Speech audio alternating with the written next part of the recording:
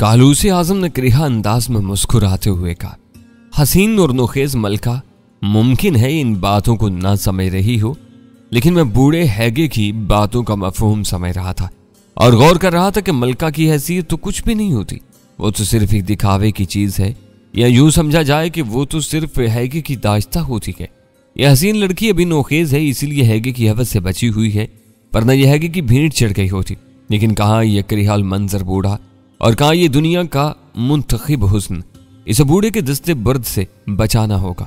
मैंने सोचा और फिर मैंने हैगे को मलका के करीब होते देखा। उसे मलका के दोनों शानों को अपनी उंगलियों के शिकंजों में दबोच कर अपने करीब करना चाहा, लेकिन मलका पीछे हटकी। बराहे करम हमें परेशान मत करो कालूस, हमारी तबीयत ठीक नहीं है। क्या मेरा कुर्ब मलका को पसंद नहीं है? क्या मेरे जज्बात की गर्मी से मलका के दिल में जवार भाटा नहीं उठता? कालूस ने कहा, हमें अफसोस है कालूस आजम, तुम्हारे कुर्ब से हमें उलझन होती है, हमें तुम्हारे बदन की बू सख्त नागवार लगती है। मलका शैमूना, कालूस आजम ने एक कदम पीछे हटते हुए एहतजाज किया। चंद साधुओं से घूरता रहा, फिर उसके होंठों पर मुस्कुराहट फैल गई। तुम अभी नासमझ हो मलका, तुम अभी कुछ नहीं जान सकती और जान भी कैसे सकती हो, अभी तुमने जिंदगी के रंगीनियों को करीब से नहीं देखा। लेकिन आज मेरे ज़हन में एक नई तरकीब आई है, आज मैंने तुम्हारी वाबस्तगी के लिए नया बंदोबस्त किया है। हम कुछ भी नहीं चाहते, हमें तनहा छोड़ दो। बराए करम हमारा ज़हन सुलाने की कोशिश भी न करना, हमें इसके बाद बड़ी थकन महसूस होती है। आज मैं तुम्हारे ज़हन को बेदार रहने दूंगा, आज मैं तुम्हें जिंदगी का सबसे हसीन तमाशा दिखाऊंगा मलका। कालूस ने मक्कारी से कहा, लेकिन मैं मलका के अल्फाज पर गौर कर रहा था। ज़हन सुलाने वाली बात, मैं ज्यादा ना सोच सका। कालूस ने ताली बजाई थी और फौरी तौर पर एक खादमा अंदर दाखिल होगी। मैंने उस खादमा को देखा, वो भी खासी हसीन लड़की थी। कालूस उसे गौर से देखता रहा, फिर उसने भारी आवाज में पूछा, तेरा नाम क्या है? बोशा। खादमा ने जवाब दिया।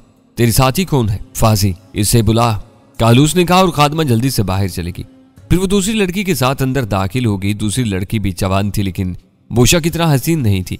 तब कालूस आजम ने हाथ उठाया, जा तू बाहर जा और इस वक्त तक अंदर मत आ जब तक तुझे तलब न किया जाए। इस वक्त तक किसी को अंदर आने मत देना जब तक इजाजत न मिल जाए। उसने फाजी की जानिब हाथ उठाकर कहा और दूसरी लड़की जल्दी से बाहर निकल गई।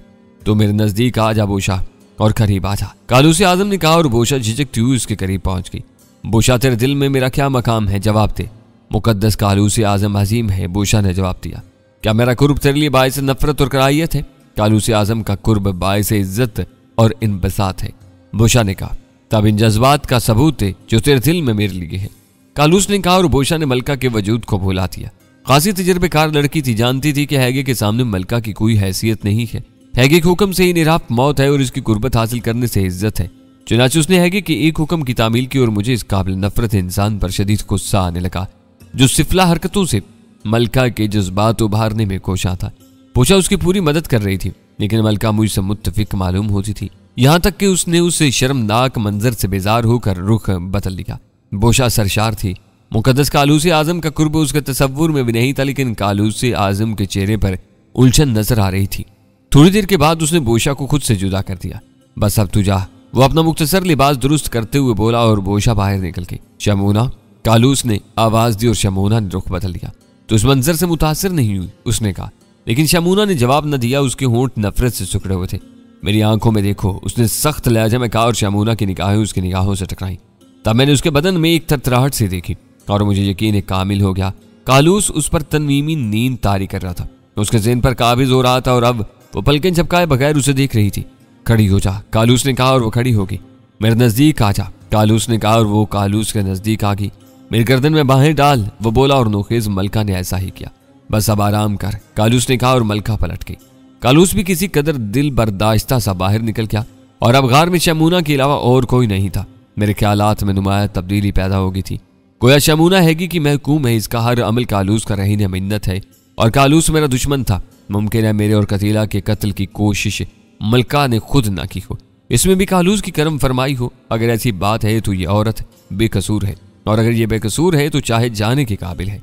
फिर क्यों ना इंतकाम का ख्याल जहन से निकाल कर इससे दूसरी बातें की जाएं? क्यों ना इस हसीन लड़की के ख्यालात का रुख बदल दिया जाए? बहरहाल वो हुस्न बेमिसाल है और उसके बारे में मोहब्बत भरे अंदाज से भी सोचा जा सकता है। फिर शमूना के दिल में मेरे दिल से कदूरत निकल के रह गया। कालूस का मामला तो उसे मैं तो अच्छी तरह देख लूंगा, बल्कि मेरे अपने ख्याल में तो मैंने उसके लिए मुनासिब बंदोबस्त कर ही दिया था। इस बार जब वो आग का दरबार करेगा तो लुत्फ ही आ जाएगा। लेकिन अब मुझे क्या करना चाहिए? कालूस चला गया था, शमूना तनहा थी। मैंने एक लम्हे में फैसला कर लिया और मैंने अपनी जगह छोड़ दी। चंद साथ के बाद गार के उससे दरवाजे से अंदर दाखिल हो गया जिससे कालूस दाखिल हुआ था। पहरा देने वाली दोनों लड़कियां गायब थीं। शायद बोशा फाजी पर अपनी अजमत का रोब जमा रही होगी। शमूना एक खूबसूरत पत्थर के निशिस्त से पुष्ट टिकाए बैठी कुछ सोच रही थी। मेरे कदमों की चाप पर भी उसने तवज्जो न दी और मैं उसकी पुष्ट पर पहुंच गया। मेरी निगाहें उसके मरमरी सरापा का जायजा ले रही थी। कई मिनट तक उसी तरह गुजर गए। फिर शमूना ही ने एक तवील सांस लेकर रुख बदला। पहले उसकी निगाह मेरे कदमों पर पड़ी और फिर उसने आहिस्ता आहिस्ता निगाहें ऊपर उठाई। दूसरे लम्हे उसके हल्क से खौफनाक आवाज निकल की और वो उछल कर खड़ी होगी। उसकी हसीन आंखों में खौफ के आसार उभर आए थे, लेकिन मेरे होंठों पर मुस्कुराहट देखकर उन आंखों की वहशत किस कदर कम हो गई थी। अब वो हैरत से मुझे देख रही थी और प्रोफेसर मैं उसके चेहरे के बदलते हुए रंग देख रहा था। खौफ, दहशत, हैरत है और उसके बाद उसकी आंखों में वो नजर आया जो मेरा हक था, यानी पसंदीदगी। उसके होंठों पर एक बार एक मुस्कुराहट नमूदार हुई और सिमट गई। फिर वो एक कदम पीछे हटके। मैं भी खामोश खड़ा था। तब उसकी निगाहों में बेचैनी पैदा हुई। वो आगे बढ़ी और फिर उसने मेरे सीने पर दोनों हाथ रख दिए। देवताओं की कसम, क्या तुम मामूना के तराशे हुए बुत हो? लेकिन तुम यहाँ अचानक कैसे आ गए? मैं पत्थर नहीं हूं मलका शमूना, मैंने जवाब दिया। मामूना पत्थरों का जादूगर है। क्या उसके मुजस्समे बोल भी सकते हैं? तुम किस मामूना की बात कर रहे हो? तो क्या तुम्हें मामूना ने नहीं तराशा? मैं किसी मामूना को नहीं जानता। फिर तुम कौन हो? क्या तुम मुझे नहीं जानती? मैंने ताज्जुब से पूछा। नहीं, उसने भी ताज्जुब से गर्दन हिला दी। गौर करो, याद करो मलका शमूना, क्या तुम्हारे हुक्म से मुझे मौत की सजा नहीं मिली? मैंने कहा। मौत? मैं तुम्हें मौत की सजा कैसे दे सकती हूँ? मैंने तो पहले कभी तुम्हें नहीं देखा। क्या कतीला को भी तुमने मौत की सजा नहीं दी? कैसी बातें कर रहे हो अजनबी? ये नाम भी मेरे लिए न्याय है। हसीन मलका, तुम्हारे होंठों से झूठ भला नहीं लगता। मैं झूठ नहीं बोलती अजनबी, यकीन करो। मैंने पहले तुम्हें नहीं देखा, तुम्हारी शक्ल मुझे याद नहीं है। अगर मैं पहले भी तुम्हें देखती तो जरूर याद रखती। मैं तुम्हें कैसे भूल सकती थी? कल के चांद जब तुमने पहाड़ों में दरबार किया था, जब तुम्हारे परस्तार तुम्हारी जियारत को आए थे, तुमने मेरे बारे में फैसला दिया था। तुम्हारे ही हुक्म से मुझे पहाड़ी की बुलंदियों से नीचे गिरा दिया गया था। नहीं नहीं, मैं ये जालिमाना हुक्म कैसे दे सकती थी? अजनबी, तुम्हें जरूर गलत फहमी हुई है। मैं नहीं जानती तुम कौन हो, कहां से आए हो। मेरी बात पर यकीन करो। और मेरे ज़हन में एक ख्याल आया। मुमकिन है, लेकिन इस सिलसिले में भी मालूमात हासिल की जा सकती थी। चुनाचे मैंने उससे पूछा, क्या तुम्हें पिछली रात का दरबार याद है?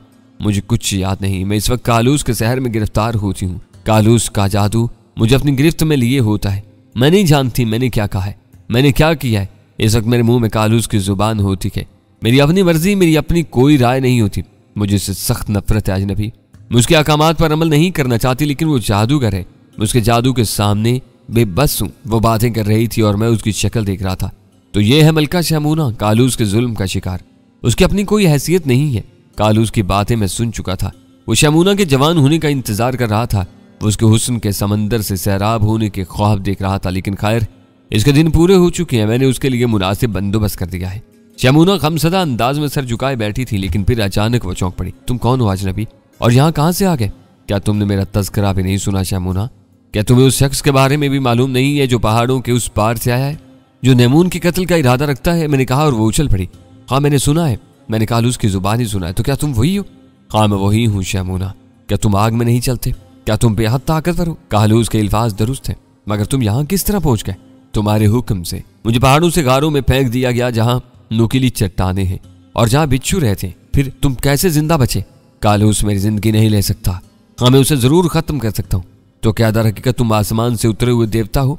हाँ, तुम्हारा बदन चमकदार है, तुम आंखों को बहुत भले लगते हो। कालूस पागल है, वो तुम्हें देवता क्यों नहीं तस्लीम कर लेता? क्या तुम मुझे देवता तस्लीम करती हो? तुम अगर मेरे सामने कहोगे तो मैं तुम्हें देवता मान लूंगी। अगर मैं देवता हुआ तो फिर तुम मेरे साथ क्या सलूक करोगी? मैं तुम्हारी इज्जत करूंगी, तुमसे मोहब्बत करूंगी और फिर मैं तुमसे रो रो कर कहूंगी कि मुझे इस तिलिस्म गधे से निकाल दे। यहाँ मेरा दिल बहुत घबराता है, मैं यहाँ नहीं रहना चाहती, मैं यहाँ से उकता गई हूँ। तो सुनो शमूना, मैं देवता नहीं हूँ, तुम सब की तरह इंसान हूँ, लेकिन मैं वो काम कर सकता हूँ जो तुम या कालूस नहीं कर सकते। मैं नमून को कत्ल कर सकता हूँ, मैं तुम्हें यहाँ से निकाल सकता हूँ। तो ऐसा जरूर कर अजनबी, इन पहाड़ों में मेरा दम घुटता है, मैं यहाँ मर जाऊंगी। कालूस की शक्ल से मुझे नफरत है, मुझे उसकी आमद पसंद नहीं है।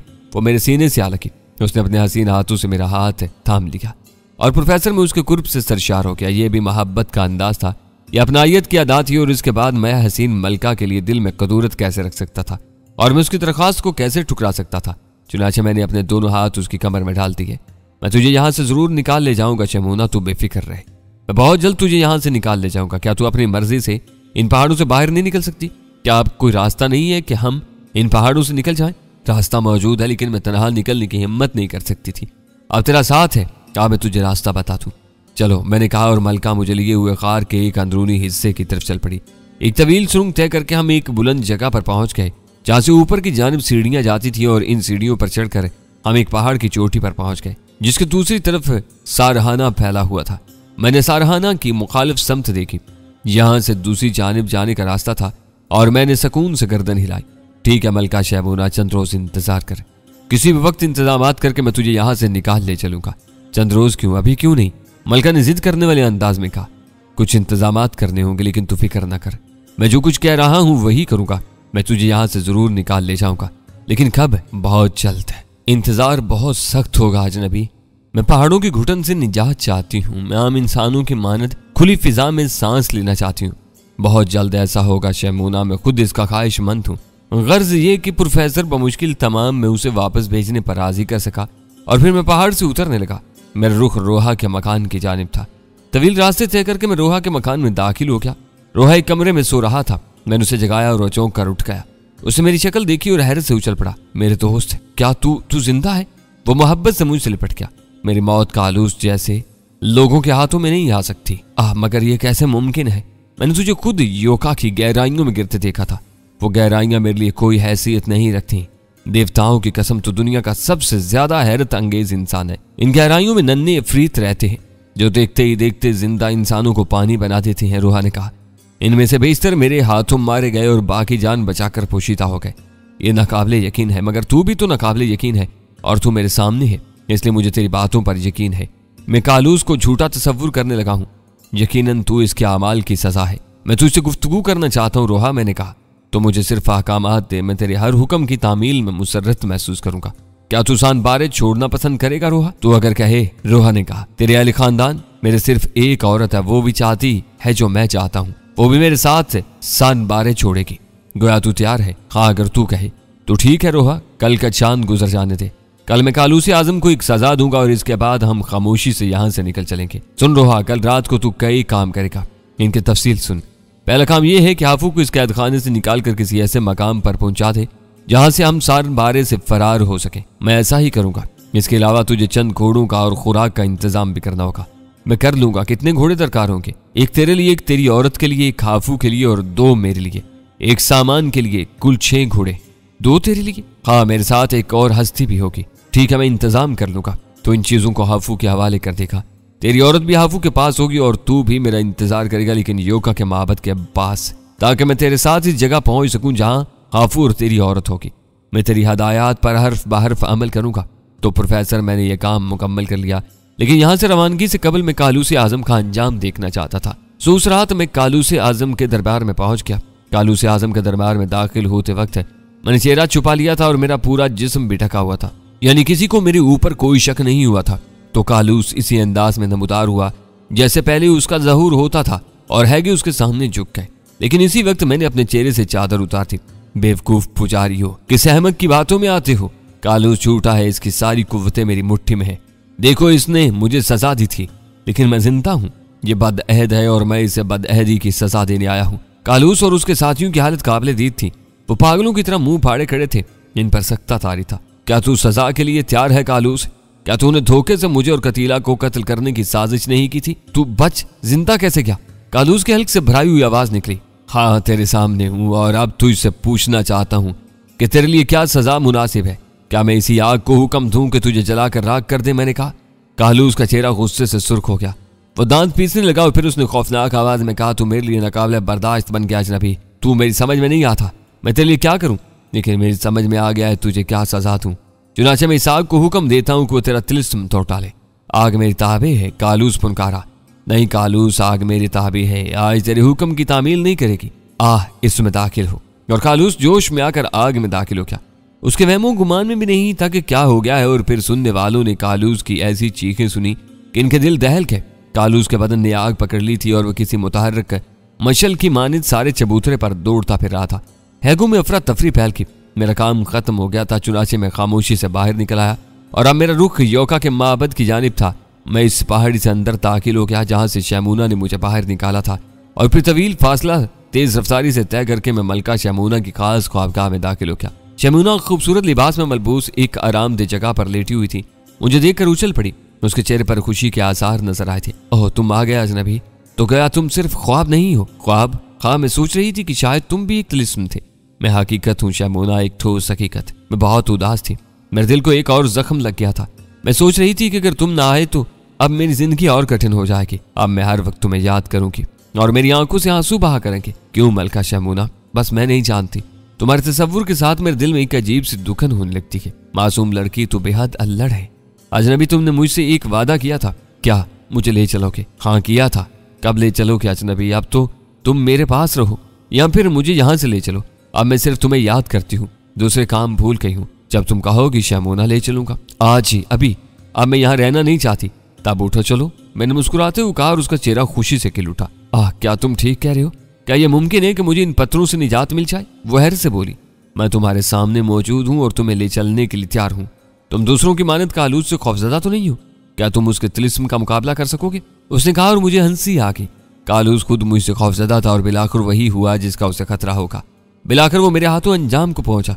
अंजाम? कालूस का क्या अंजाम हुआ? वो खुद ही अपने तिलिस्म का शिकार हो गया। सानहारे के हालात एकदम बदल जाएंगे। मेरे ख्याल से अब लोग कालूस और हैगों के अहकामात नहीं मानेंगे। यहाँ की रीत, यहाँ का मजहब ही बदल जाएगा। लेकिन मुझे इससे कोई दिलचस्पी नहीं। मुझे तो सिर्फ तुमसे दिलचस्पी है। चलो, यहाँ से कुछ लेना तो नहीं चाहती? नहीं, कुछ नहीं। मुझे किसी शय की जरूरत नहीं है। मुझे तो सिर्फ आजादी दरकार है। चलो आओ, यहाँ से चलो, निकल चलो, जल्दी करो अजनबी, मलका ने कहा और मैं उसका हाथ पकड़कर उस रास्ते की जानिब बढ़ गया जो पहाड़ी की चोटी तक ले जाता था। नाजुक बदन शमूना तेज रफ्तारी से मेरा साथ दे रही थी। ये सानहारे की मलका थी जिसके बारे में सारहाना और उसके कुर्बो जवार की बस्तियों में न जाने क्या क्या रवायतें मशहूर थी। लेकिन वो बजाते खुद एक मासूम सी लड़की के अलावा कुछ न थी। हाँ बेशक, जो कुछ भी योका के माबद की पहाड़ी पर नजर आई थी, उसे देखते हुए उसके बारे में जो कुछ रवायतें थीं दुरुस्त थी। लेकिन वो रूप तो कालूस का होता था। हैगो ने खूब जाल फैला रखा था, खूब चक्कर चलाए हुए थे। बिलाकरम पहाड़ की चोटी पर पहुंचकर और शमूना ने दूसरी तरफ के ढलान देखे। तब उसने मजबूती से मेरा बाजू पकड़ लिया। अजनबी, उसने लरजती आवाज में पुकारा। क्या बात है शमूना, क्या तुम इस जगह से आसानी से उतर सकते हो? क्यों नहीं, मैं भी उतर सकूंगी, उसने मासूमियत से पूछा। हाँ क्यों नहीं, लेकिन मैं कभी उतरी नहीं, मुझे डर लग रहा है। तो मेरा बाजू जोर से पकड़ लेना। मैंने एक निगाह उसे देखा। मलका होगी तो वो सान बारे वालों के लिए होगी, मेरे लिए तो वो एक हसीन औरत थी। और औरत का वजूद भी कोई बोझ नहीं होता और उसके लिए तो औरत से इजाजत लेने की जरूरत भी नहीं होती। चुनाचे खौफजदा लड़की को मैंने अपने बाजुओं में समेट लिया और इस तरह उसे लेकर नीचे उतरने लगा जैसे किसी नाजुक शय के टूट जाने का एहसास हो। ताहम मैं लंबी लंबी छलांगे लगा रहा था, लेकिन उसे मजबूती से संभाले हुए, और उसने भी किसी नन्ही सी बच्ची की मानिंद मेरे सीने से लिपट कर आंखें बंद कर ली। वो इन गहराइयों को देखने की ताब नहीं रखती थी। फिर उसने इस वक्त आंखें खोली जब हम पहाड़ के दामन में पहुंच गए। मैंने उसे आहिस्ता से नीचे उतार दिया। क्या हुआ, वो बेसाख्ता बोली। कुछ नहीं, हम नीचे पहुंच गए। पहुंच गए? वो शदीद हैरत से बोली और फिर गर्दन उठाकर ऊपर की पहाड़ियों को देखने लगी। अरे हम नीचे पहुंच गए? आओ, मैंने उसकी मासूमियत से लुत्फ अंदोज होते हुए कहा और उसका हाथ पकड़कर आगे बढ़ गया। अब हम इस जगह पहुंच रहे थे जहां रोहा हमारा इंतजार कर रहा होगा। मैंने एक कपड़े से शमूना का मुंह ढक दिया और वह चौंक पड़ी। ये क्यों? मुझे बताओ, तुमने ऐसा क्यों किया?